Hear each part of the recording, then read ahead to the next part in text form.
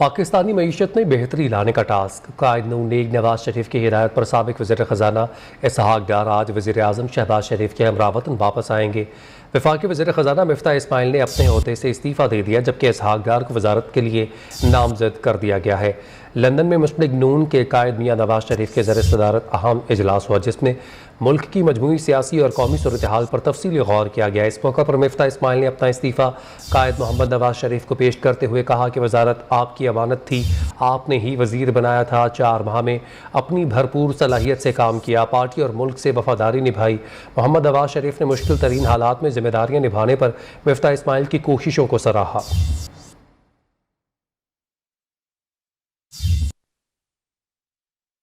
वज़ीर आज़म हाउस में होने वाले लीगी रहनुमाओं और वफाकी वज़रा के इजलास की मुबैना ऑडियो लीक हो गई।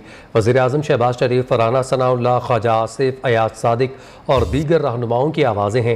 PTI अरकान के इस्तीफ़ों की मंजूरी, लंदन से इजाज़त लेने का जिक्र।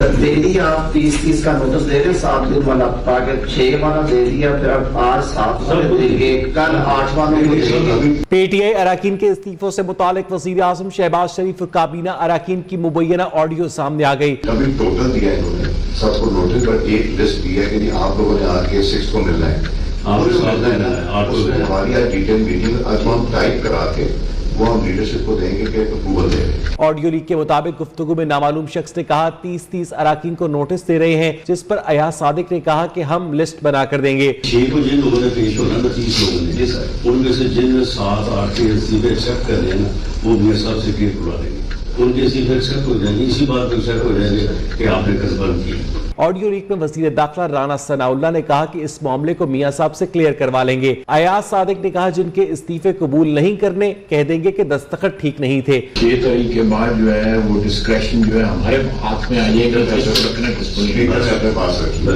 ख्वाजा आसिफ ने कहा कि 6 तारीख के बाद हमारे पास इख्तियार होगा कि किसे रखना है और किसे नहीं। लंदन से अप्रूवल ली जाएगी।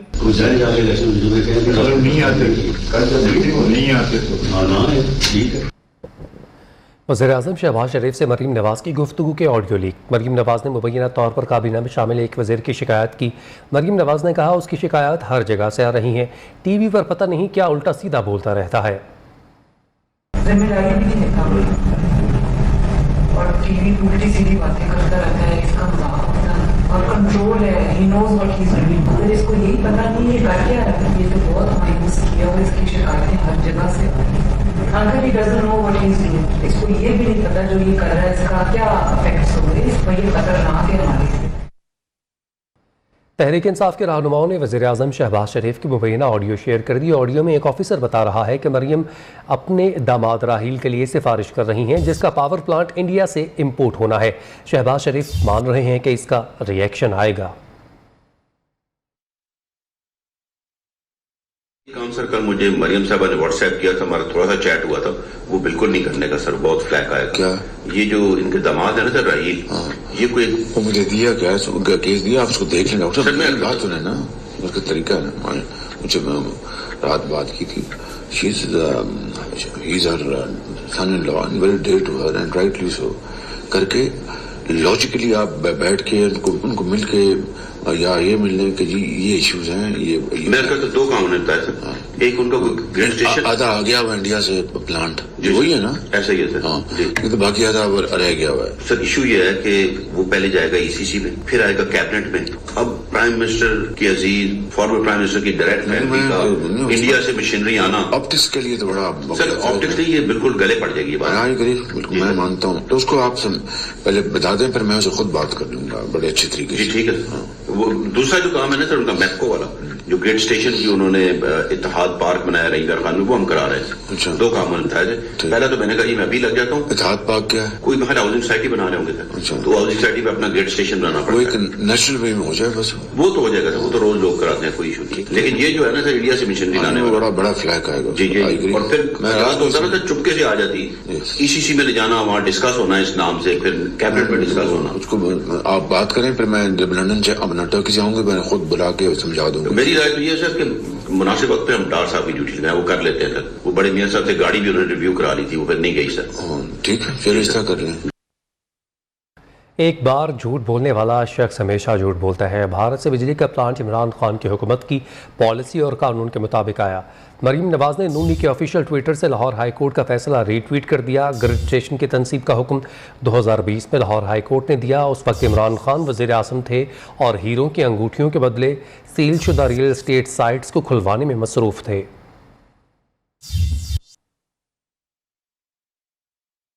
शहबाज शरीफ की ऑडियो टेप शर्मनाक है। इमरान खान का भी ऑडियो लीक्स पर रिएक्शन। कहते हैं मरियम दामाद के लिए भारत से पावर प्लांट की मशीनरी दरामद करवा रही हैं। ऑडियो लीक से वाज़ेह हो गया कि मरियम नवाज के दामाद ने भी पैसा बनाए। कर्क में जलसे से खिताब करते हुए बोले बिलावल भुट्टो कहता है इमरान खान अपना आर्मी चीफ लाना चाहता है, मुझे अपना आर्मी चीफ नहीं चाहिए बल्कि मैरिट चाहिए। शहबाज, जरदारी और फजल रहमान को क्लीन बोल्ड करने जा रहा हूँ। किसी ने प्राइम मिनिस्टर शहबाज शरीफ की टेप सुनी है? क्या चीज उसमें टेप में आई? अपने दामाद का फायदा करवाने के लिए हिंदुस्तान से मशीनरी इंपोर्ट कर रही है। ये जो टेप लीक हुई है इससे वाज़ेह हो गया कि अभी दामाद साहब ने भी पैसे बनाने हैं। मरियम का पता है ना, उसकी जो खास क्वालिटी है, सच नहीं बोला जाता उससे। कांपे टांगने वाली बिलावल को जानते हो? कहता कि जो इमरान खान है वो तो अपना आर्मी चीफ भी बनाना चाहता है। बिलावल, इमरान खान को ना अपना आर्मी चीफ चाहिए ना ISI चीफ चाहिए। इमरान खान को मेरिट पे ये लोग चाहिए। मुझे 3 विकेटें नजर आ रही हैं। एक है बड़ी मुल्क की बीमारी जरदारी, एक है चेरी ब्लॉसम शहबाज शरीफ और तीसरी विकेट फजल रहमान। वज़ीर-ए-आज़म शहबाज शरीफ ने ऑडियो लीक मामले का नोटिस ले लिया। ऑडियो लीक मामले की इंक्वायरी से पता चलेगा PM हाउस की सिक्योरिटी ब्रीच हुई या नहीं। वज़ीर दाखिला राना सनाउल्लाह का कहना है बगैर इंक्वायरी ऑडियो लीक मामले को सीरियस ना बनाया जाए। जितनी भी वीडियो लीक हुई या रिकॉर्ड किया उनसे हमारी बेहतर गवर्नेंस का तासुर सामने आ रहा है। अगर ऐसी गुफ्तगू करनी हो जो लगे कि टेप ना हो जाए तो फ़ोन बाहर रखवाए जाते हैं। जितनी भी वीडियोस लीक हुई हैं या जिस किसी ने भी जो है वो इनको रिकॉर्ड किया है तो इनसे जो है वो हमारी बेहतर गवर्नेंस का और फ्री और फेयर काम करने का जो है वो तसर जो है वो सामने आ रहा है। ये तो इंक्वायरी में जाके पता चलेगा कि आया ये प्राइम मिनिस्टर हाउस की जो है वो सिक्योरिटी ब्रीच हुई है या नहीं हुई। चीज़ें जो है ये आम है तो इसलिए इनके ऊपर कोई इतना मेरा नहीं ख्याल कोई सीरियस नोट जो है वो होना या लेना चाहिए।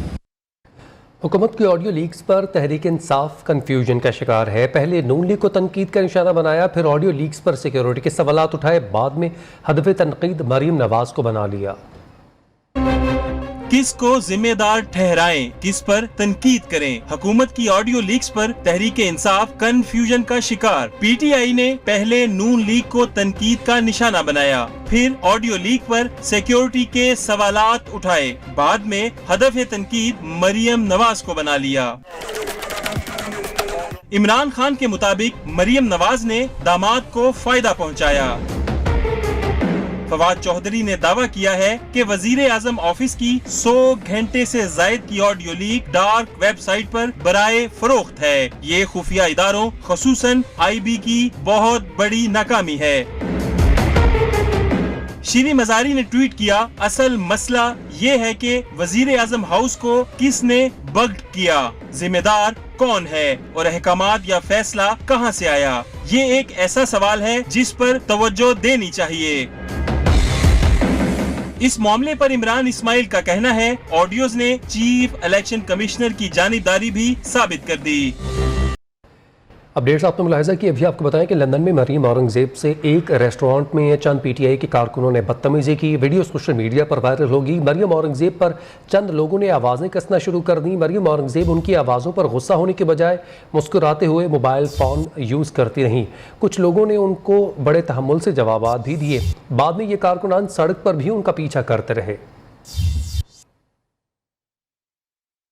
कराची में अशेख और रुनोश के बाद पान और उसके लवाजमात की कीमतें भी आसमान पर पहुंच गईं। शौकीन अफराद महंगे दामों में पान खरीदने पर मजबूर हैं। महंगाई की ऊंची उड़ान, महंगा हुआ पान, अवाम परेशान। एक के बाद एक हर चीज की कीमतें आसमान से बातें करने लगी। आटा, दाल, सब्जी और फलों के बाद अब पान की कीमतें भी दुगनी हो गई। सादा पान 30 और मीठा पान 60 रुपए में फरोख्त। एक छोटा पान लेता हूँ, उसका आधा पान खा लूंगा। हम सब परेशान है भाई, आप भी परेशान है, हम भी परेशान है। अल्लाह पाक पूरा कर देता है। अवाम का कहना है कि अशियाए खुर्दनोश के बाद अब पान और इसके लवाजमात की कीमतों में इजाफा लम्हा फिक्रिया है। कैमरामैन इफरान बशीर के साथ हमाद यूसुफ, न्यू न्यूज़ कराची। सर्दी की आमद से कबल ही चिकन की कीमतों में इजाफे के बाद अब अंडों की कीमतों में इजाफा कर दिया गया। अंडों की फी दर्जन कीमत 280 रुपए होने पर शहरियों ने सर पकड़ लिए।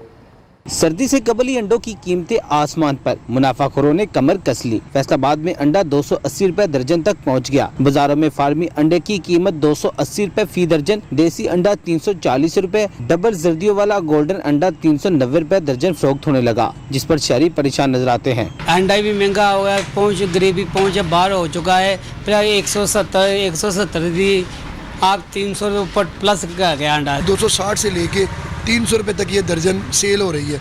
सीजन में आके इसका किधर जाएगा। दूसरी जानब डीलर्स एसोसिएशन ने महंगी पोल्ट्री फीड और हुकूमती टैक्सों को अंडे महंगे होने की वजह करार दे दिया। फीड 500 रुपए बोरी दा होर महंगी हो गई है।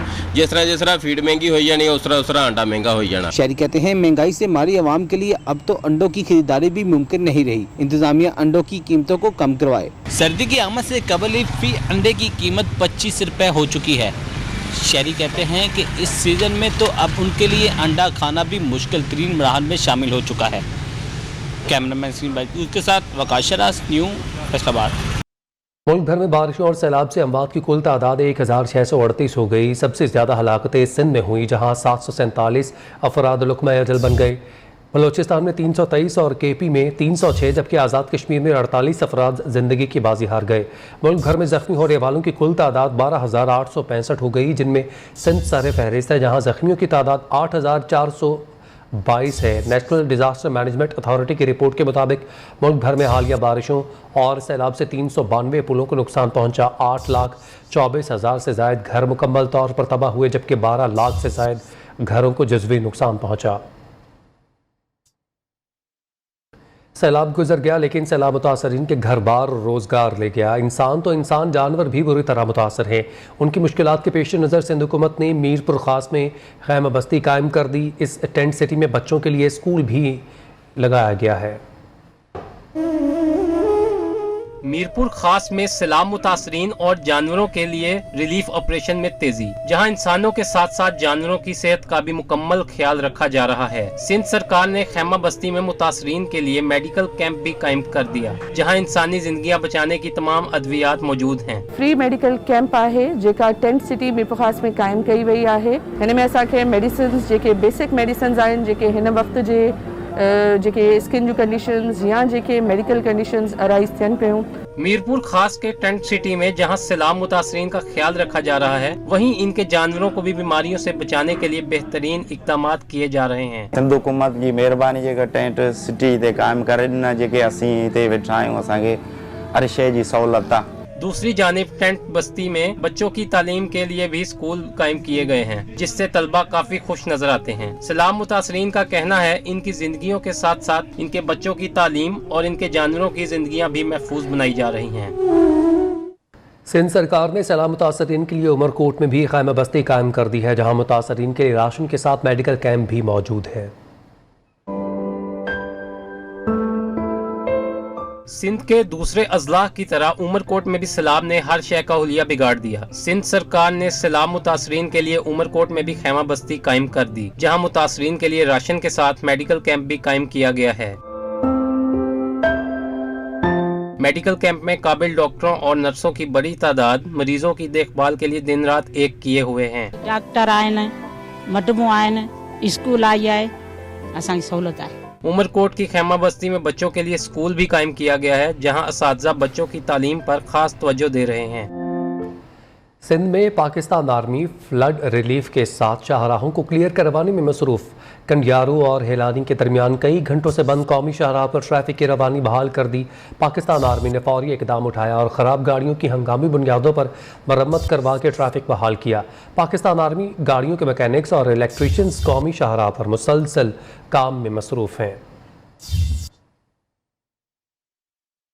Army chief general Qamar Javed Bajwa से दुबई पोर्ट वर्ल्ड के चेयरमैन शेख अहमद सुल्तान बिन सलीम ने मुलाकात की है। आर्मी रिलीफ फंड के लिए $2.5 मिलियन का अतिया भी दिया गया। ISPR के मुताबिक शेख सुल्तान ने सलामतासर इलाकों में पाक फौज की इमदादी काविशों को सराहा। उनका कहना था कि मुत्तहिदा अरब अमारात और क़यादत मुश्किल घड़ी में पाकिस्तानी अवाम के साथ खड़ी है। पाकिस्तान के माहौलियाती इंसाफ के मामले को आलमी फोरम्स पर उठाया जाएगा। शेख सुल्तान ने इमदादी काविशों में दीगर डोनर्स को लाने की पेशकश भी की है, जिसे आर्मी चीफ ने सराहा। सहाफ़ी अयाज अमीर के बेटे शाहनवाज के केस में मज़ीद मालूमात सामने आ गई हैं। मुलजिम शाहनवाज और सारा स्कूल में भी इकट्ठे पढ़ते रहे हैं। चंद माह पहले सोशल मीडिया पर राबता हुआ जो दोस्ती में बदल गया। अदालत ने शरीक मुलजिम अयाज अमीर को 1 रोज़ा जिस्मानी रिमांड पर पुलिस के हवाले कर दिया है। रिपोर्ट करेंगे मोहम्मद अवैस। सहाफ़ी अयाज अमीर के बेटे शाहनवाज और मकतूला सारा के हवाले से नई तफसीलात सामने आ गईं। मुलजिम शाहनवाज और सारा एक ही स्कूल में पढ़ते रहे थे। चंद माह पहले सोशल मीडिया पर राब्ता हुआ जो दोस्ती में बदल गया। दोनों ने कोर्ट मैरिज की। शाहनवाज की पहली बीवी शादी के चंद दिन और दूसरी बीवी 6 माह बाद ही छोड़ गई थी। सारा के खानदान को हाल ही में शादी का इल्म हुआ था। दोनों खानदानों के दरमियान बाज़ाब्ता शादी की तकरीब और रुखसती की बात चल रही थी। तहकीकात के मुताबिक शाहनवाज कोई कारोबार या नौकरी नहीं करता। वालिद की तरफ से विरासत में मिली दुकानों का किराया लेता है। अयाज अमीर और शाहनवाज की वालदा की अलहदगी के बाद A लेवल में मुसलसल फेल होने पर शाहनवाज ने तालीम भी अधूरी छोड़ दी थी। मरकजी मुलजिम शाहनवाज के वालिद सहाफ़ी अयाज अमीर को ड्यूटी मजिस्ट्रेट सिविल जज की अदालत में पेश किया गया। अदालत के सामने बयान में अयाज अमीर ने बताया कि खुद पुलिस को इतला दी, फार्म हाउस का पता भी बताया। मुलजिम के वकील ने कहा कि अयाज अमीर का नाम FIR में नहीं है, न ही उनके खिलाफ कोई सबूत है। पुलिस का कहना था कि हाई प्रोफाइल केस है, इसलिए अयाज अमीर को शामिल तफ्तीश करना है, जिस पर अदालत ने अयाज अमीर का 1 रोज़ा जिस्मानी रिमांड दे दिया। प्रोडक्शन टीम के साथ मोहम्मद अवैस, नियो न्यूज़, इस्लामाबाद। दीगर खबरों में आपको बताएं कि आवाम के तहफ़्फ़ुज़ के ज़ामिन ही इज़्ज़तों से खेलने लगे। लाहौर में पुलिस एहलकारों की सेल्स गर्ल के साथ नाज़ेबा हरकत। पहले हरासा किया, फिर रिश्वत का मुतालबा करते रहे। IG पंजाब को पता चला तो दोनों एहलकारों को मुअत्तल करते हुए मुकदमा दर्ज करवा दिया। रिपोर्ट करेंगे हम्माद असलम। लाहौर के पोश इलाके कैंट में पुलिस एहलकार ही लड़की से फाहश हरकत, तशद्दुद और डकैती करने में मुलव्वस निकले। डिफेंस से पुलिस ने इरफान आरिफ और आमिर मकसूद पर डकैती, ज्यादती और दीगर संगीन दफात के तहत मुकदमा दर्ज कर लिया। मुतासरा लड़की ने पुलिस को दरख्वास्त में कहा कि निजी स्टोर पर काम करने के बाद घर की तरफ जाते हुए फेज 8 पर पुलिस एहलकारों ने रोका। पुलिस एहलकारों ने छोड़ने के लिए 20,000 रुपए मांगे या 2 घंटे के लिए साथ चलने का कहा। मुतासरा लड़की ने दरख्वास्त में मौकफ इख्तियार किया कि पुलिस एहलकारों ने जबरदस्ती दबोच लिया और फाहश हरकत करने लगे। 2,000 रुपए निकालने के साथ तशद्दुद भी किया। दोनों एहलकार गिरफ्तार कर लिए। नियो न्यूज़ से गुफ्तगू में पुलिस एहलकारों ने सिर्फ नाम बताए, तफसीलात बताने से गुरेज। कुछ भी नहीं किया। ये पर्चा क्यों देता SHO ने? तेरे खिलाफ है SHO? थाना डिफेंस ही चुनते हो कांस्टेबल। IG पंजाब फैसल शाहकार ने नोटिस लेते हुए CCPO लाहौर से वाक़े की रिपोर्ट तलब कर ली। मुलव्वस दोनों एहलकारों के खिलाफ महकमाना इंक्वायरी और सख्त कानूनी एक्शन लेने के अहकाम भी जारी किए। IG पंजाब ने लाहौर पुलिस, RPOs और थानों में तैनात अमले के नए सिरे से जांच पड़ताल का हुक्म दे दिया। बुरी शोहरत के हामिल पुलिस मुलाजमीन को थानों से फौरी हटाया जाएगा। कैमरामैन नदीम भट्टी के साथ हम्माद असलम, नियो न्यूज़, लाहौर। पंजाब में बच्चों के अगवा की वारदातें बढ़ने लगीं। ओकाड़ा के नवाही गांव 38D के करीब बच्चे को अगवा करके ले जाने वाली खातून को मुकामी लोगों ने पकड़कर पुलिस के हवाले कर दिया।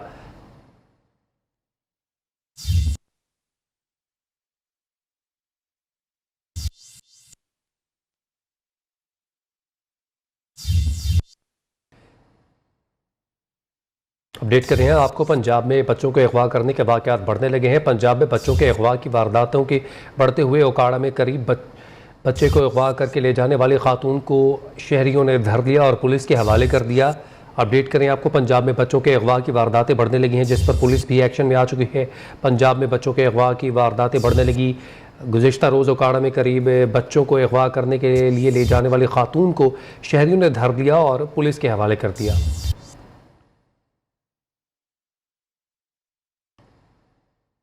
कराची के इलाके सुरजानी टाउन से 15 सितंबर को अगवा होने वाली 12 साल बच्ची पंजाब से बाजियाब। सुरजानी टाउन इन्वेस्टिगेशन पुलिस ने 4 अगवाकारों को गिरफ्तार कर लिया, जबकि मरकजी मुलजिम अभी तक मफरूर है। अपडेट करें आपको, कराची के इलाके सुरजानी टाउन से 15 सितंबर को अगवा होने वाली 12 साल बच्ची पंजाब से बाजियाब हो चुकी है। सुरजानी टाउन इन्वेस्टिगेशन पुलिस ने 4 अगवाकारों को गिरफ्तार कर लिया, जबकि मरकजी मुलजिम अभी तक मफरूर है।